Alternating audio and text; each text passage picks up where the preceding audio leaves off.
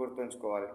Next one 113 question. What is cartilage? Cartilage అంటే ఏంటిది? Supportive connective tissue.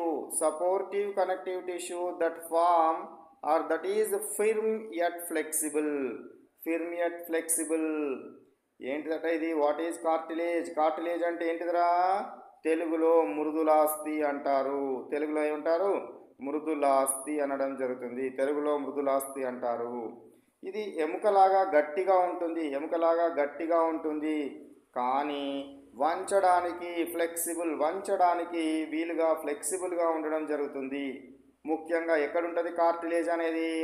ముక్కు యొక్క కొన భాగము, చెవి లోపలి భాగం పిన్నాలో, చెవి లోపలి భాగము పిన్నాలో ఉండడము జరుగుతుందనే విషయాన్ని మనం గుర్తుంచుకోవాలి. కార్టిలేజ్ మృదులాస్థి. Next question 114 question. What are tendons? Tendons అంటే ఏంటిది? What are tendons? Connective tissues that attach muscles to bone. So ఏమవుతుందట? మజిల్ అంటే కండరాన్ని, మజిల్ అంటే ఏంటి? కండరాన్ని, మరియు బోన్ కండరాన్ని ఎముకతో, కండరాన్ని బోన్స్తో కలిపే బలమైన దారాల వంటి కణజాలాన్ని ఏమంటారు? టెండాన్స్ అనడం జరుగుతుంది. టెండాన్స్ టెండాన్స్ టెండాన్స్ ఏం గుర్తుపెట్టుకోవాలి? ఎంటీబీ అని గుర్తుపెట్టుకోవాలి. MTB muscle, tendons, bones. So బోన్స్కి మజిల్స్ని కలిపి ఉండేదాన్ని ఏమంటారు? టెండాన్ అనడం జరుగుతుంది. Muscle to bone, muscle to bone, ఎంటీబీని గుర్తుపెట్టుకోండి. Muscle to bone.